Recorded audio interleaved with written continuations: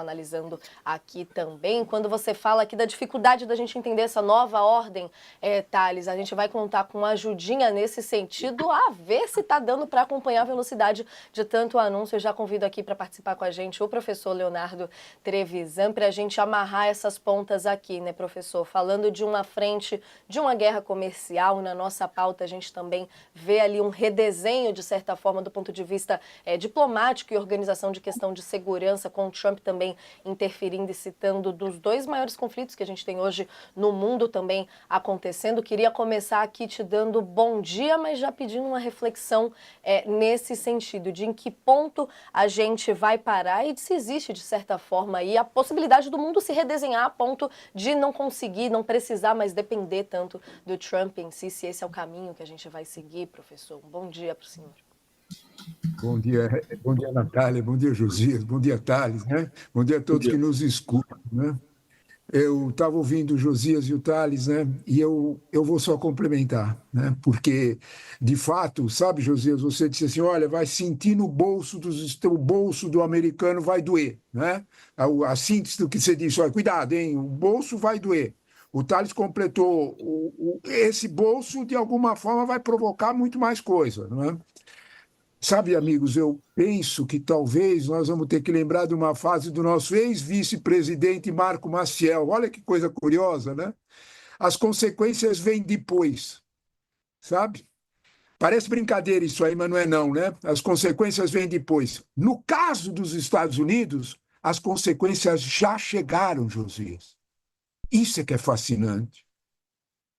A rapidez da economia atual digitalizada, a rapidez das comunicações, dessa malha interinstitucional de que o Thales falava, dessa cadeia produtiva, dessa interligação, já produziu consequência. Desculpem, a economia norte-americana, a produção industrial norte-americana, em fevereiro recuou, não avançou.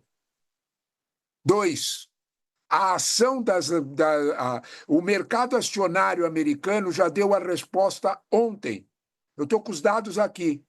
O S&P 500 caiu 1,75. O Nasdaq, que é de tecnologia, caiu 2,64. O Dow Jones caiu 1,47.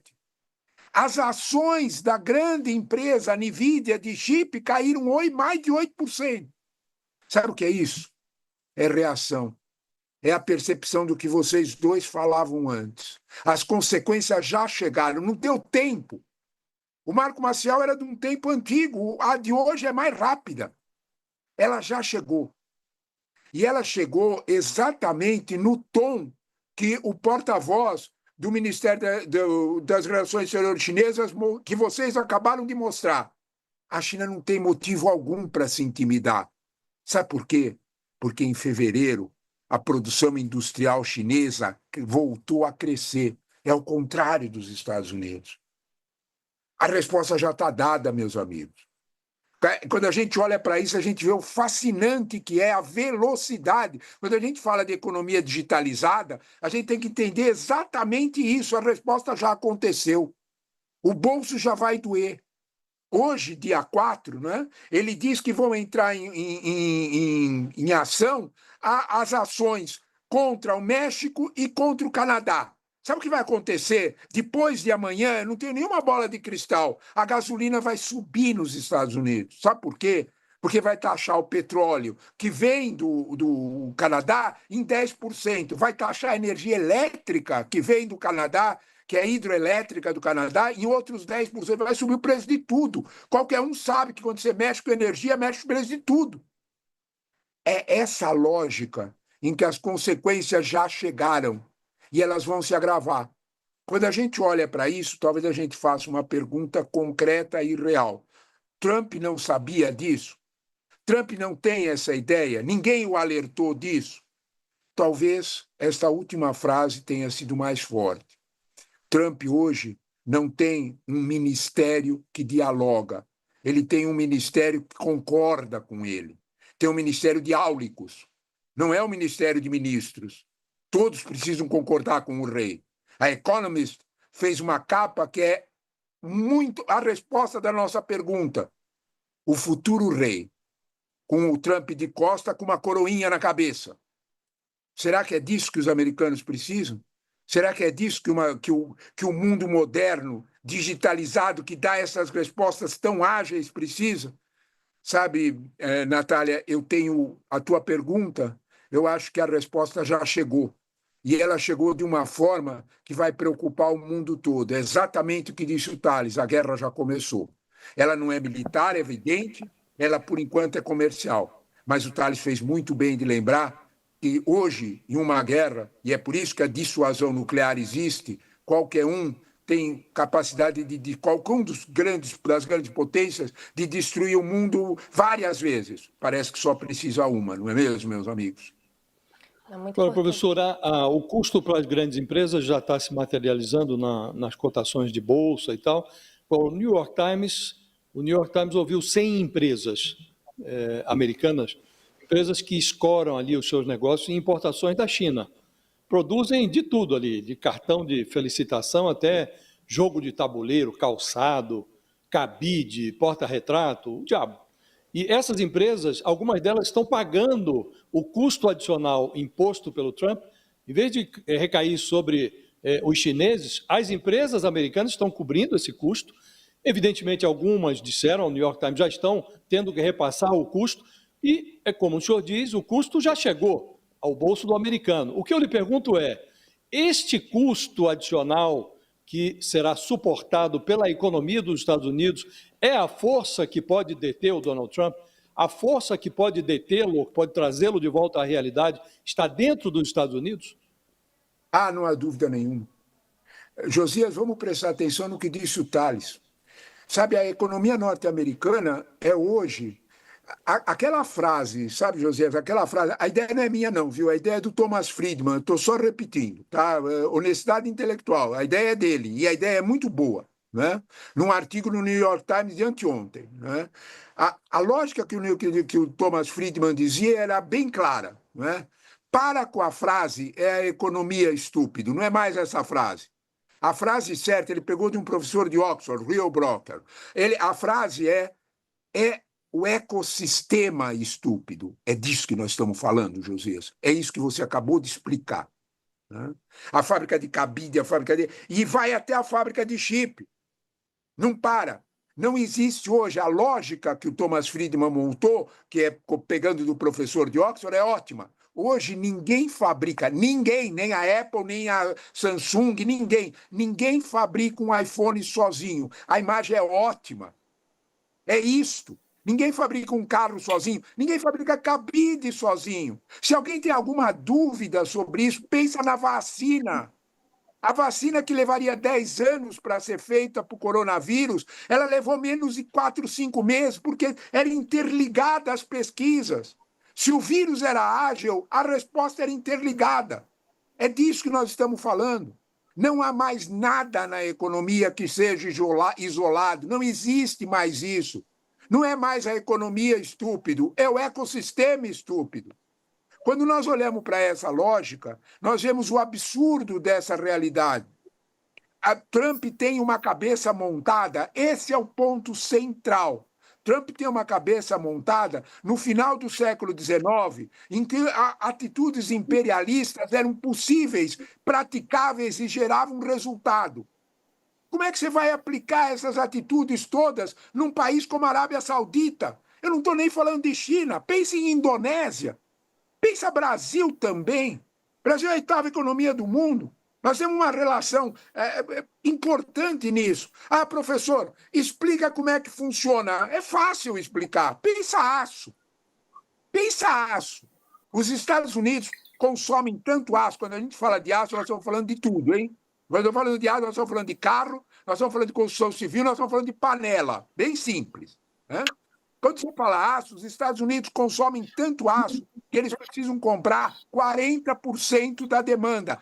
A produção deles só dá 60% do consumo. Tem que comprar fora 40%. É por isso que o Brasil vende aço para eles, que a Coreia vende aço para eles, que o Japão vende aço para eles, porque eles precisam comprar. Se você taxar, O que vai acontecer é que quem produz aço dentro dos Estados Unidos vai subir o preço. É aquilo que vocês estavam descrevendo, José. Sobre as empresas americanas que já estão precificando. Elas vão aguentar um tempo, mas depois elas vão ter que repassar. Qual é o resultado disso? Inflação. É evidente, é óbvio, não tem nada para saber mais. Nesse contexto, o ecossistema vai pesar muito. Os Estados Unidos vão ficar para trás. O ecossistema vai funcionar exatamente para punir essa decisão. Eu não tenho dúvida nenhuma, de que o bolso vai pesar, vai ser consequências razoáveis para os americanos. Professor, eu queria perguntar ao senhor o seguinte: o senhor veio na mosca, é isso mesmo, é o ecossistema e o ecossistema vai ser afetado. Agora, o que vai ocorrer com o mundo em função dessa crise no ecossistema que o Trump está provocando? Esse é o ponto. Vai doer para todo mundo. É o alerta do chinês. Olha, nem tente nos intimidar. Sabe o que eu penso que vai acelerar, Thales? Nós temos duas visões dessa situação. Nós temos uma visão, olhar para o copo mais cheio, eternamente a mesma coisa. O copo mais cheio ou mais vazio. O mais vazio é uma crise gravíssima. É uma situação muito tensa, em que os preços vão explodir, as cadeias produtivas vão minar, porque a primeira economia do mundo se isola e para de funcionar como uma locomotiva que puxa tudo. O grande consumidor mundial é os Estados Unidos, todo mundo sabe. Ok. Pensa no seguinte, Thales, e se o mundo se acomodar sem a economia norte-americana? Pense na lógica de que, de alguma forma, a China pode se aproximar de Europa, a China pode construir uma aproximação com o sul global que substitui essa realidade. Vamos pensar um pouquinho. Dos 193 países que existem no mundo, antes do Trump, no ano passado, 146 deles, olha o número, hein? De 190 a 140. Tem a sua corrente de comércio. O que quer dizer isso? Soma de importação e exportação com a China, a maior deles, 140. Não é só o Brasil, não, que exporta 35% das suas exportações para a China. Não é só o Brasil. São 140 países. Se você me perguntar que a China já está construindo essa alternativa, eu vou te responder que sim. E eu vou casar isso aí com a Ucrânia. Senão a gente não entende.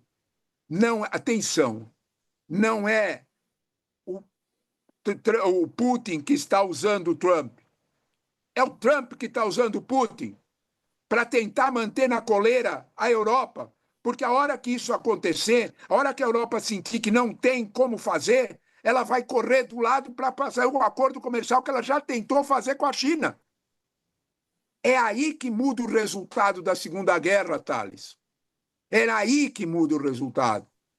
Não é mais os Estados Unidos que ganharam a Segunda Guerra. Quem vai ficar para o novo século com esse resultado, com o Heartland, com o centro do mundo, que é a Europa, quem vai ficar é a China, se os Estados Unidos teimarem nessa relação. O que eu vejo de assustador é que não tem uma resposta da intelectualidade americana, não tem uma resposta da inteligência americana. Eles estão todos acuados e assustados. Todos eles acomodados e temerosos daqueles 6 senhores que estavam atrás do Trump naquele dia. O que está acontecendo com o Washington Post não é de graça. Presta atenção, o Washington Post não tendo mais página de opinião, porque o Jeff Bezos não deixa, porque ele não quer nenhuma linha contra o Trump. Isso é o Levitt. Isso é perigoso. Mas o mundo pode, ao contrário de temer essa queda, apenas esquecer os Estados Unidos. Nós podemos estar vendo, de alguma forma, um risco enorme nesse processo. Um risco enorme, talvez maior de todos, para a própria economia americana.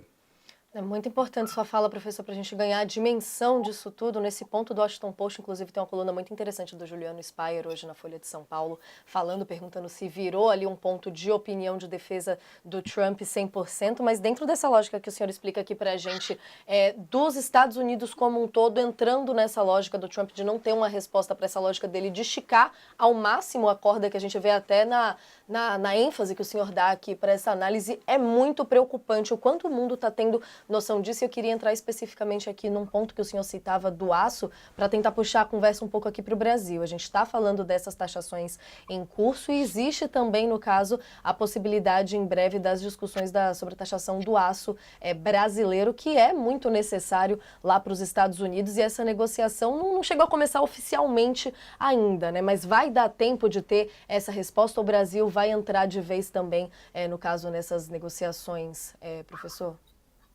Olha, nós temos aí um problema concreto. Nós temos alguns exemplos, sabe, Natália? O problema com o aço americano já aconteceu no primeiro mandato do Trump, com a mesma taxação, 25%, só que a realidade era diferente. Desculpem, amigos, mas no primeiro mandato do Trump tinha adulto na sala. O segundo mandato do Trump não tem adulto na sala. Ninguém enfrenta o Trump. Todos são áulicos, todos concordam, baixam a cabeça, mesmo que pensem diferente. Scott Bessent, que é o secretário do Tesouro, é um sujeito suficientemente experiente, tem formação da melhor possível, é Harvard. Ele tem uma especialidade no mercado impressionante. É evidente que ele sabe que a economia hoje é um ecossistema. Por que concorda? Por que repete? Quer manter o cargo? Então, tá bom. Né? Mas você perguntou exatamente isso do aço, né, brasileiro. Se nós olharmos para o exemplo que nós temos no primeiro mandato, a diplomacia brasileira, mesmo naquele tempo, com todos os problemas que tinham, era Ernesto Araújo, os profissionais do Itamaraty negociaram uma saída que foi em torno de cotas. Eu não sei se isso vai ser possível hoje. O Brasil se acomodou a cotas sem aos 25% para atender o mercado americano. Essa hipótese ainda não foi aventada. Nós estamos num terreno, Natália, muito ainda de prognósticos. Não se sabe exatamente isso. Vocês têm toda a razão. Faz pouco mais de 40 dias desse governo. Olha o caos. Normalmente, os primeiros 100 dias é a chamada lua de mel. Nesse caso, foi a lua do inferno. Nós tivemos ali uma sequência de transtornos, não só na economia, numa série de áreas. Né? Observe o que vocês comentavam sobre o fim da OMS, o fim da ONU. Se alguém imaginasse que os Estados Unidos iam estar do lado da Rússia, da Coreia do Norte, votando, do Irã, votando uma moção no Conselho de Segurança. Pensa! Pois é, isso é uma questão que eu não consigo entender, professor. Por que dessa aliança preferencial do Trump pela Rússia contra a Europa? O que explica isso? Esse ponto nós temos duas explicações, Thales. A primeira delas é você pensar numa espécie de uma escolha entre a escolha dos valores ocidentais, democráticos, aquilo tudo que o Roosevelt criou na cabeça da gente lá desde o New Deal, e ele disse, olha, na Segunda Guerra Mundial ele falou, olha, os Estados Unidos vão entrar em guerra porque o totalitarismo nazista é contra os nossos valores, é essa a questão. Né? Trump não sei se ele tem isso consolidado na cabeça.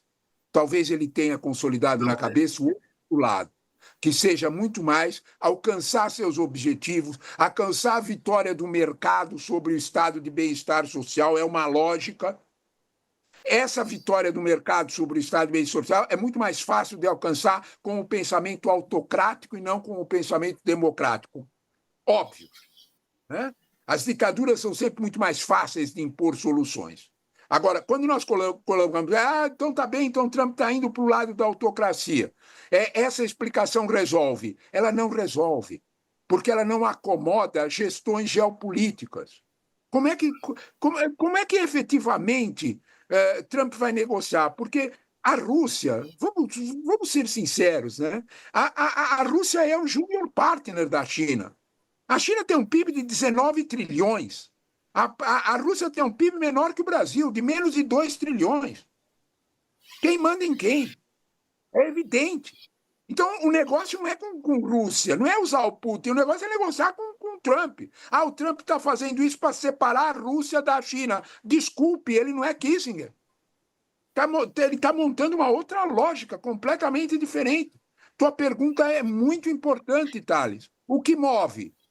Talvez a gente não possa entender esses movimentos do Trump fora da imprevisibilidade. O grande medo de alguns analistas dos Estados Unidos é a inexistência de um plano. É aquilo que nós, brasileiros, chamamos da mão para a boca. É aquilo que aconteceu hoje, você digere imediato. Essa imprevisibilidade, essa ausência de plano é absolutamente assustadora e ela talvez explique porque naquele momento, naquele dia, votou-se junto com o eixo do mal. Coreia do Norte, China, Rússia. Os Estados Unidos votaram com eles e não com o Ocidente. A situação foi tão caótica naquele dia que o Brasil se absteve serenamente, acompanhando vários países serenos, com a atitude corretíssima do Itamaraty. Professor, a crise do multilateralismo ela foi potencializada pela volta do Trump à Casa Branca, né? Sim. O Trump poderia estabelecer negociações bilaterais com parceiros Sim. preferenciais, mas ele aposta no unilateralismo imperial, né? Para ele, diálogo bom é aquele que ele manda o interlocutor calar a boca, né? Agora, se a gente junta a guerra econômica com uma geopolítica que premia agressores, o que se verifica é um desmantelamento daquela cooperação entre Estados Unidos e Europa num sistema que acomodou o mundo no pós-guerra, né? O que pode vir depois disso? Acha que a Europa pode, eventualmente, se aproximar da China para tentar isolar, por essa via, a Rússia, que está ali no coração da Europa, né? O que pode vir desse acerto ou dessa movimentação do Trump? Olha, primeiro de tudo, acho que você já deu um viés na resposta muito interessante, Josias, né? Isso já foi tentado, Josias. Se você me perguntar qual é a causa real da guerra da Ucrânia, eu vou te responder que é isso que eu vou falar agora. Em dezembro de 2020, né? Dezembro de 2020, fim da era Trump, início da era Biden. A Europa achou que ia ter uma mudança completa nos Estados Unidos de mentalidade. E ela não teve, ela não existiu, ela não aconteceu. E a Europa, em dezembro de 2020, fechou um acordo comercial de livre comércio com a China. Ele durou 4 meses. Os Estados Unidos bombardearam violentamente o acordo, e aí aconteceu isso que você falou. A União Europeia obedeceu os Estados Unidos, não assinou o acordo, mas vários países, principalmente os maiores, França, Inglaterra, França, Holanda, Alemanha, assinaram. Quando isso aconteceu, os Estados Unidos deram a resposta. Há mesmo medo que eu disse para vocês sobre a questão da energia. Eles mostraram aos europeus o poder que tinha, de alguma forma, de cortar a energia barata. O petróleo e o gás russo, dependendo do mês do ano, chegavam em 30% ou 40% mais barato para as indústrias alemãs, francesas, italianas, espanhóis. Isso acabou com a guerra da Ucrânia. Quando você olhar para os dias anteriores à guerra da Ucrânia, você vai ver o Scholz e o Macron visitando Kiev e depois visitando Moscou e dizendo, garantindo que a guerra não aconteceria com o Putin retirando o soldado da fronteira, até telefonarem para o Biden. Quando telefonam para o Biden, ele diz, não. Eu vou continuar a armar a Ucrânia e vou prometer para a Ucrânia colocar um míssil médio lá em Kiev. Isso aí era inadmissível para a Rússia. É nesse contexto que a gente tem que entender a realidade. Nações não têm amigos, Josias. Nações só têm interesses, desde o Talleyrand, começo do 19.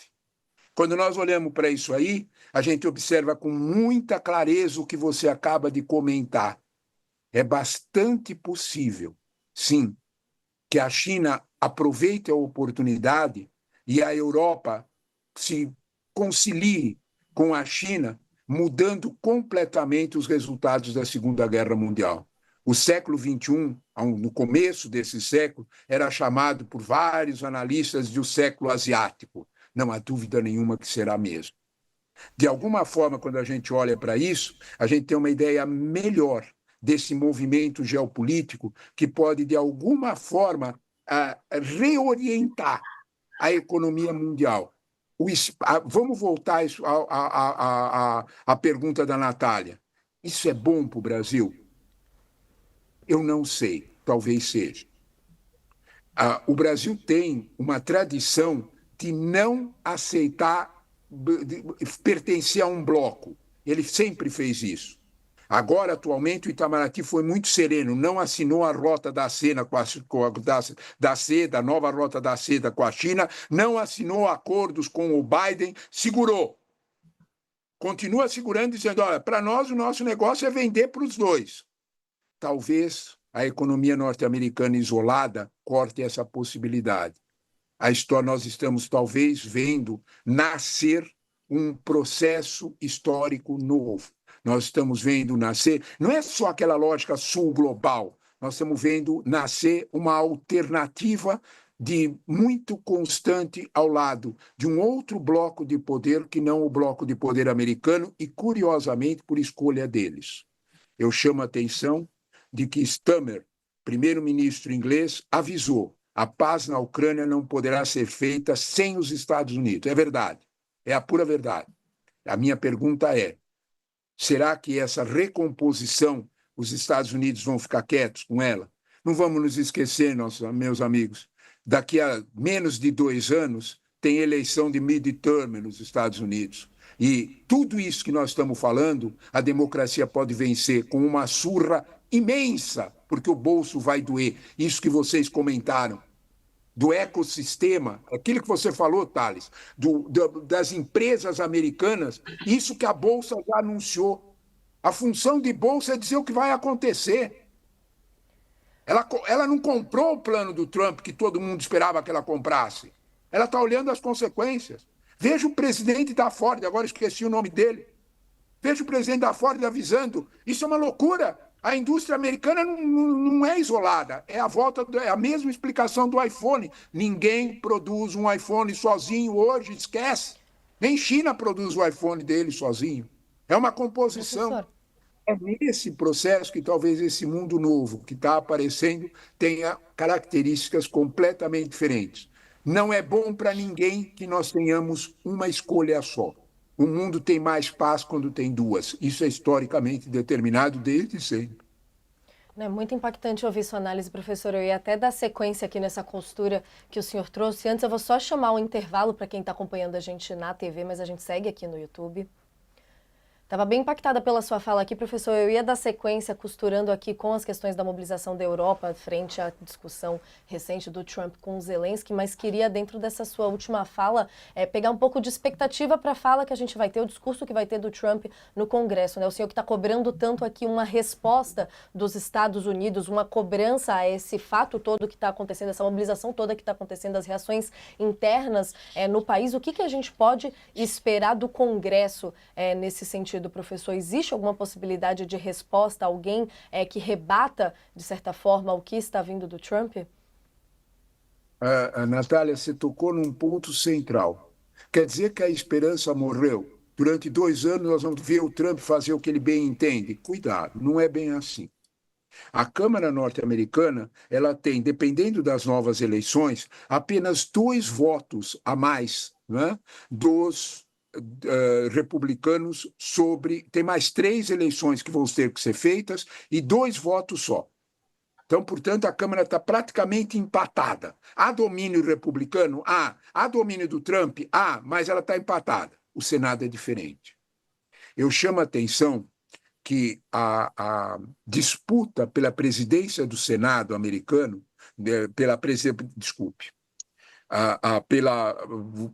pelo chefe majoritário do partido majoritário, pela liderança republicana, implicou numa derrota de Trump.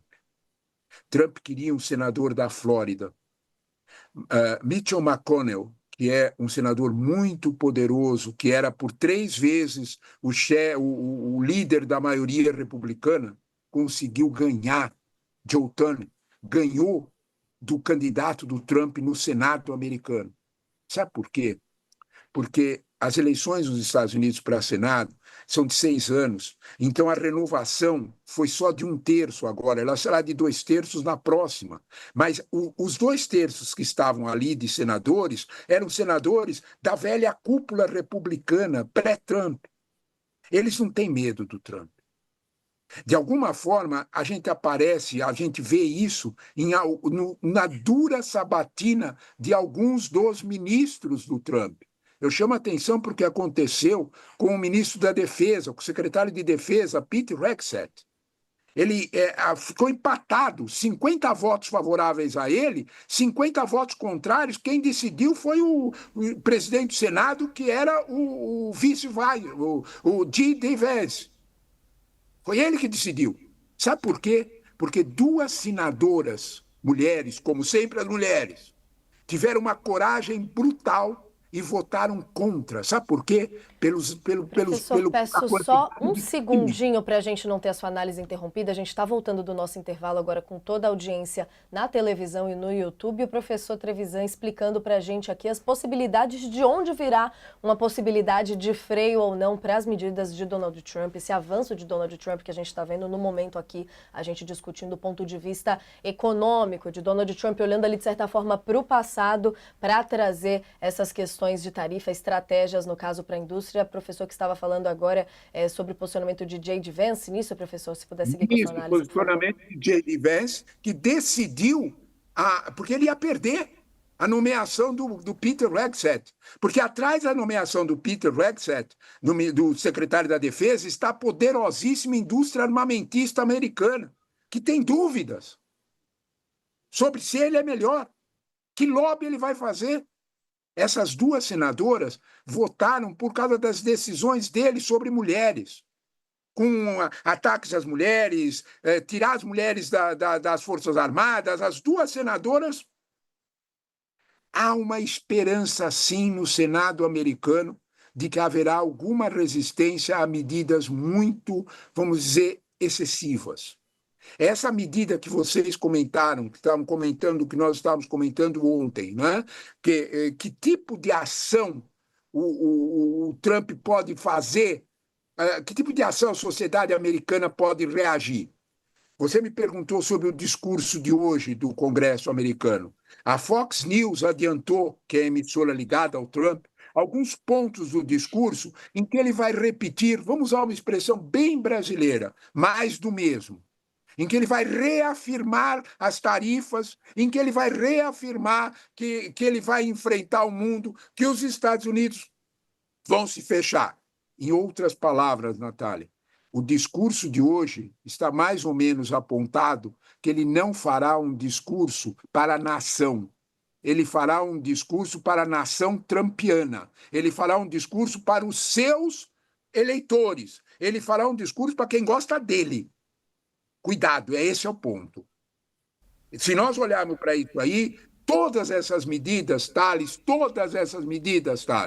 têm um único alvo: falar com esse eleitor. Nunca vamos nos esquecer de Steve Bannon.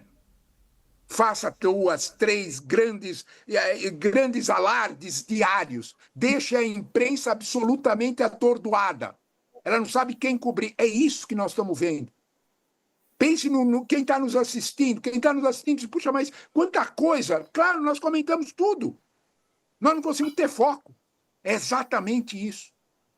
É isso o Conselho de Bannon. Então, quando nós olhamos para esse quadro, você me pergunta qual vai ser o tom do discurso de hoje. Se a Fox News está bem informada, e parece que está, porque ele passou a informação, de alguma forma, Trump passou a informação, seremos mais do mesmo. E falando exatamente para uma parte dos americanos, não para todos. O discurso não será sobre o Estado da nação. O discurso será sobre o Estado dos eleitores de Trump. São coisas diferentes. Então, quando nós olhamos para isso, talvez a gente tenha que entender e ter uma esperança de que 6 milhões de eleitores democratas ficaram em casa. Trump ganhou por 2.800.000 votos, principalmente nos estados swing. Trump ganhou lá. Os eleitores, principalmente o eleitorado negro, não confiou em Kamala, ficou em casa. Isso é real, isso são números. Talvez aí a gente tenha uma ideia melhor de que daqui a 2 anos nós tenhamos uma enxurrada de votos, não daquele eleitor trumpista natural, mas do eleitor democrata que ficou em casa e também do eleitor trumpista que vai ser atingido por essas medidas um tanto excessivas que Trump está montando. É muito impactante ouvir sua análise, professor, dando esse contexto todo dessa teoria do caos, de certa forma,